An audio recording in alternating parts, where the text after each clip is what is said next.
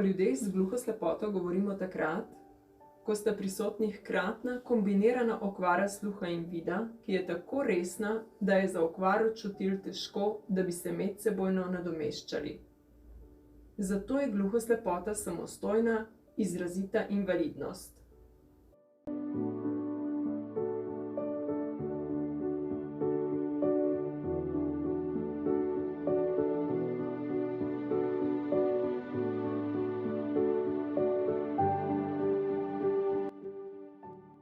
Tako so ljudje z gluhoslepoto samostojna skupina invalidov s svojo skupnostjo, kulturo, jezikom in organizacijo. Jezik gluhoslepih temelji na dotiku. Prenosnik v jeziku gluhoslepih je taktilni, tipni, torej skozi dotik. Dotik je zanje tisti najzanesljivejši prenosnik vseh informacij. Ljudje z gluhoslepoto skozi dotik spoznavajo stvari, besede, pojme, odnose.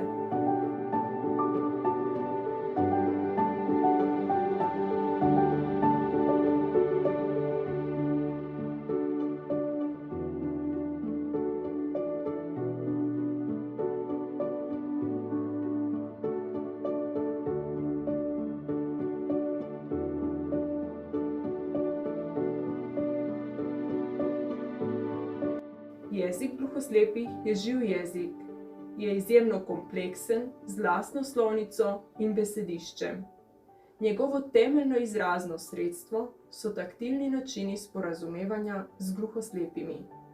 Jezik gluhoslepih se lahko izvaja na dlani, na hrbtu, zgornjem delu nadlakti, ramenih, stegnih ali drugih delih telesa, v skladu z dogovorom z osebo z gluhoslepoto.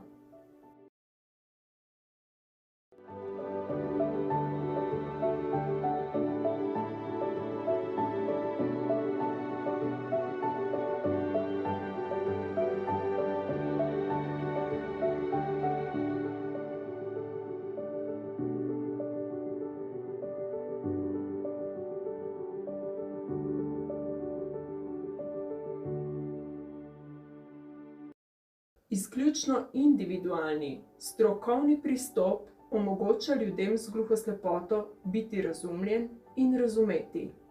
Samo človek, ki je razumljen in razume, pa je lahko enakovreden in spoštovan del družbe.